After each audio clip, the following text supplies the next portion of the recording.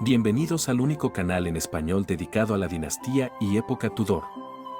Hoy les traigo un material que relata la historia de amor entre Lad Snows y Robert Dudley, el favorito de la reina Isabel I de Inglaterra. El mismo se basa en un artículo publicado en el sitio web dedicado a dicho conde, el cual se titula All Things Robert Dudley y que fue publicado en 2012. Antes de continuar, les invito a que también vean la videobiografía sobre Lad Snows que recientemente subí al canal. Y sin más preámbulos, la historia. Lettice Knollys, vizcondesa de Hereford, una de las damas más bellas de la corte, tenía 21 años y estaba embarazada de su tercer hijo, cuando atrajo la atención de Robert Dudley, conde de Leicester, el gran favorito y pretendiente a largo plazo de la reina Isabel y, según algunas lenguas, también su amante. Era la primera vez en 7 años que este hombre se atrevía abiertamente a ver a otra mujer, e Isabel rápidamente se puso de muy mal humor y lo reprendió por su coqueteo con la vizcondesa, con palabras muy amargas.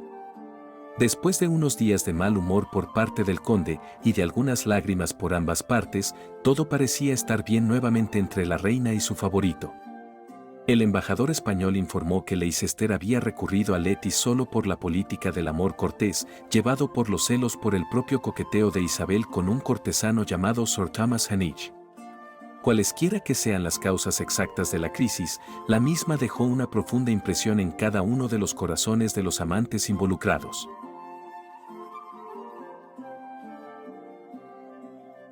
Lettice de Veru regresó a su hogar en Staffordshire, donde dio a luz a su primer hijo, al que llamó Robert, en noviembre de 1565.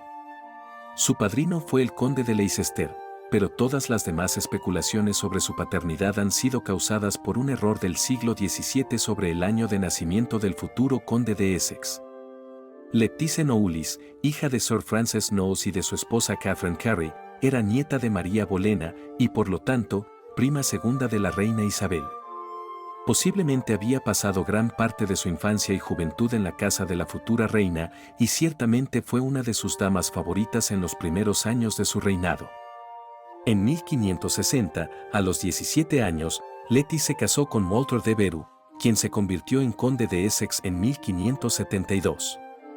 Cuando dicho conde se fue a Irlanda al año siguiente, la pareja había tenido 5 vástagos, 2 hijas y 3 hijos, el último de los cuales había muerto cuando apenas era un bebé. Lettice Knollys tenía 29 años cuando su marido desapareció en la niebla irlandesa y, a pesar de la falta de pruebas, uno tiene la sensación de que pronto recordó su emocionante experiencia con Robert Dudley, y tal vez buscó su compañía en busca de consuelo. Visitaba Londres con regularidad y se alojaba en Durham House, no lejos de Leicester House. Como era de esperar, Leicester le envió un regalo de carne de venado en 1573 desde su residencia en el castillo de Kenilworth, en Warwickshire, donde ella realizó visitas de caza en los años siguientes. Lettice también estuvo presente en julio de 1575, cuando Dudley entretuvo a la reina con un festival de 19 días en el castillo en lo que posiblemente fue el espectáculo más elaborado del reinado. Unas semanas más tarde, la condesa de Essex fue anfitriona de Isabel, Leicester y el resto de la corte en Charley Hall, Staffordshire.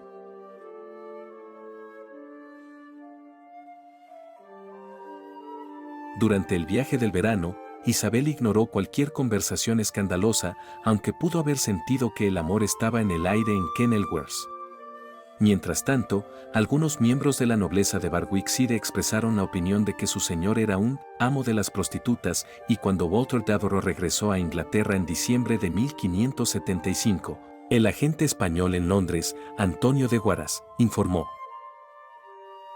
Como se habla públicamente del asunto en las calles, no puede haber nada malo en que escriba abiertamente sobre la gran enemistad entre el conde de Leicester y el conde de Essex. Como consecuencia, se dice, del hecho de que mientras Essex estaba en Irlanda su esposa tuvo 2 hijos con Leicester. Por tanto, se espera una gran discordia. No sucedió nada espectacular, pero es interesante que Essex se mantuviera alejado de la corte durante las festividades navideñas, mientras que aparentemente su esposa asistía a ellas, a las cuales también Leicester asistió.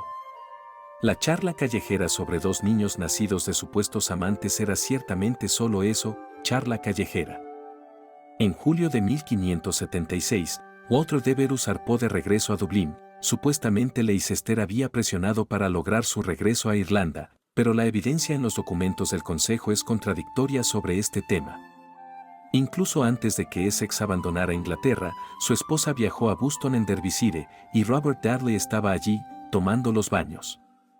En Buston, Lettice grabó una línea muy interesante en el cristal de una ventana en la que muchos invitados destacados se inmortalizaron.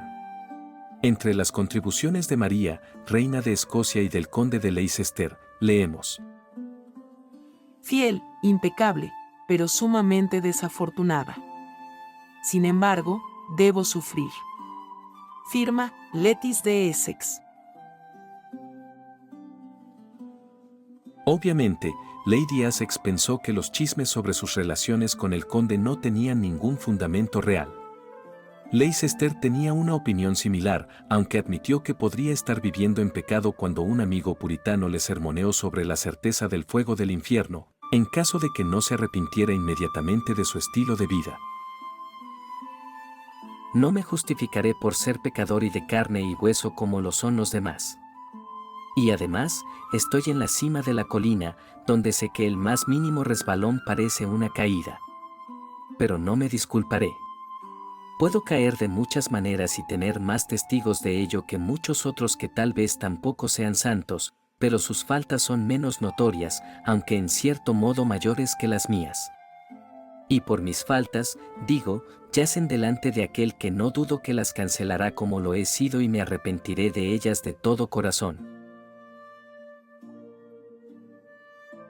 El principal problema del conde fue que su vida amorosa se volvió cada vez más complicada, todo porque la reina Isabel no le permitía establecer un vínculo permanente con ninguna otra dama, lo que conduciría a su derrocamiento total, o de eso él estaba convencido.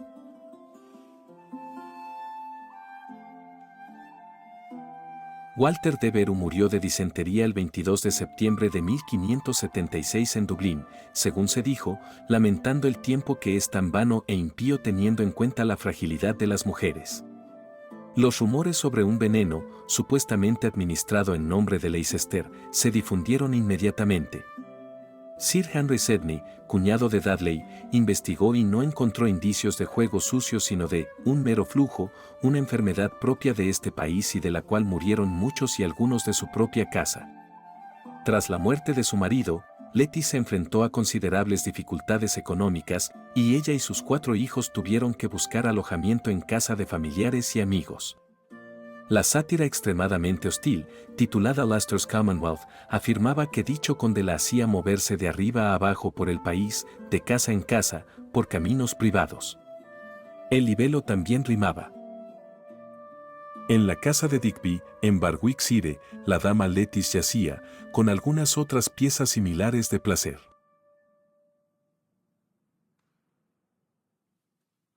La familia Digby era parte de la afinidad local de Leicester, y Lettice de hecho se quedó con ellos en marzo de 1577. Durante el Parlamento de 1576, la reina había declarado que preferiría ser una lechera con un cubo en el brazo que renunciar a su estado de soltería. Parece que Leicester vio esto como una de varias señales de que finalmente había sido absuelto y liberado de cualquier esperanza de casarse con ella. Y cautelosamente inició negociaciones con el padre y los hermanos de Lettice, que finalmente trazaron una línea en su relación con Douglas Sheffield, su anterior amante y madre de su pequeño hijo. En la tarde del sábado 20 de septiembre de 1578, el conde de Leicester recibió a su buen amigo, Lord North, en su casa de campo de Wanstead, en Essex. Le confió que tenía intención de casarse a la mañana siguiente, ya que no había nada en esta vida que deseara más que estar unido a alguna dama piadosa. Al señor Tyndall, su capellán, el conde le había explicado además que había renunciado durante una buena temporada al matrimonio debido al disgusto de su majestad y que entonces, por diversos respetos y especialmente para tranquilizar su conciencia, estaba decidido a casarse con la muy honorable condesa de Essex.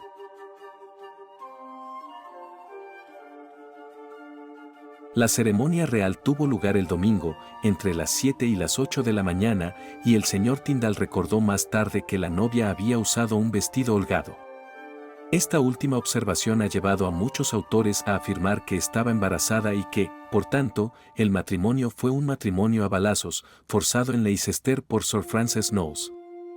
Si bien es posible que Lettice haya estado embarazada, y porque si no debería el capellán sentirse impulsado a recordar este detalle en particular, no hay ningún otro rastro de ese bebé. La idea, sin embargo, de que el padre de la novia pudiera haber estado en condiciones de obligar al gran conde de Leicester a hacer cualquier cosa es absurda. Es más, Robert Dudley había sido un buen amigo de Sir Francis Knowles desde los días del rey Eduardo VI, y varios de los hermanos de Lettice habían estado al servicio del conde. El matrimonio entre Lettice y Robert Dudley no hizo más que reforzar una conexión ya estrecha entre las familias.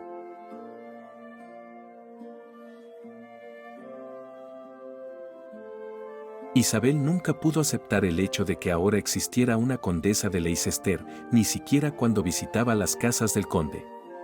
Y así, Lettice Dudley continuó llamándose condesa de Essex durante varios años después de su nuevo matrimonio, y vivió muy discretamente, a menudo con sus parientes en la casa de la familia Knowles, en Oxfordshire. Sin embargo, su marido todavía la amaba y tuvo 3 embarazos más, de los cuales solo uno tuvo éxito con el nacimiento de Robert, Lord Danby, en junio de 1581. En el verano de 1583, Isabel volvió a estar furiosa con Dudley por su matrimonio, porque abrió el mismo más claramente que nunca. La razón es que Lettice vivía ahora abiertamente en la residencia de su marido en Londres. Michel de Castelnau, el embajador francés, estaba invitado en Leicester House por esa época, y dijo: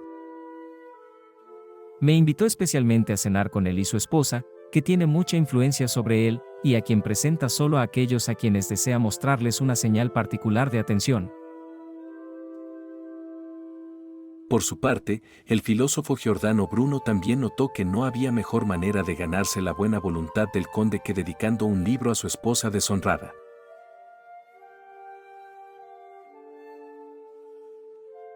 El pequeño Lord Danby murió inesperadamente a causa de una fiebre, el 19 de julio de 1584. Este fue un golpe terrible para sus padres. Sin pedir permiso, Leicester abandonó sus deberes cortesanos para consolar a su afligida esposa. También agradeció a Lord Burleigh por, sin éxito, suplicar a la reina: En nombre de mi pobre esposa. Porque verdaderamente, mi señor, en todos los sentidos apenas se trata con ella.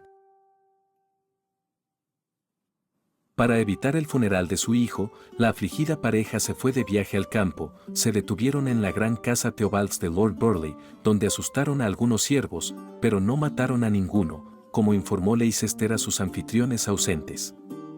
Cuando Leicester se fue a Holanda un año después, era imposible que su esposa pudiera ir con él.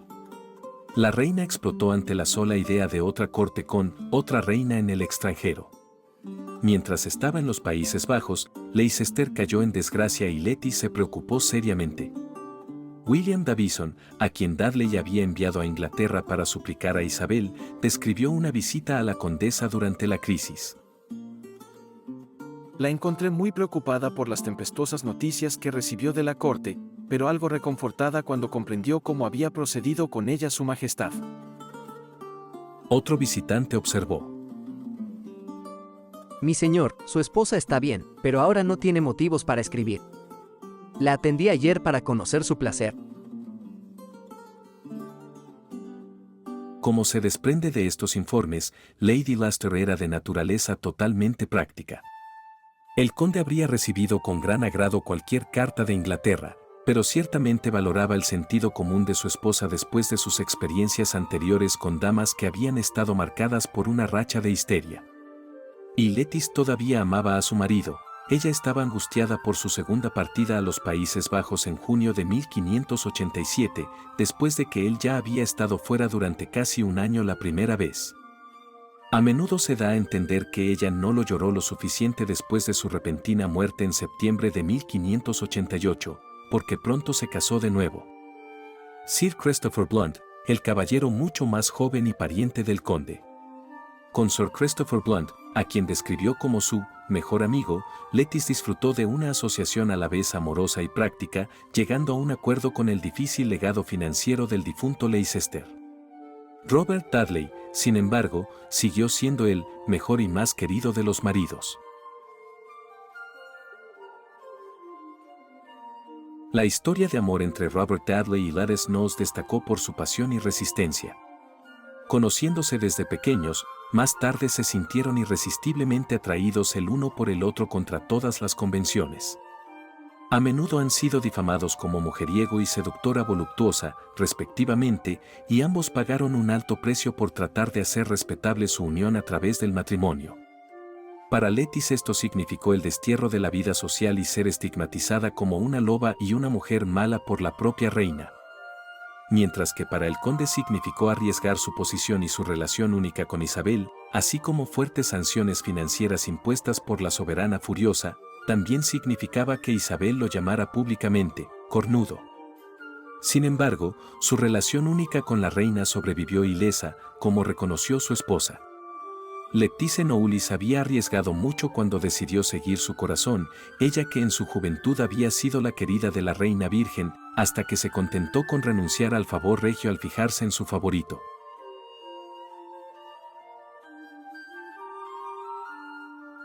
Y bueno amigos, aquí termina este material sobre el romance del conde de Leicester y Gladys Knowles, prima segunda de la reina Isabel I.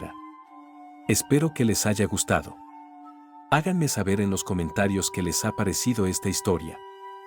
Antes de concluir por hoy, me gustaría enviar un caluroso saludo de Año Nuevo a todos ustedes, suscriptores, comentaristas y miembros del canal.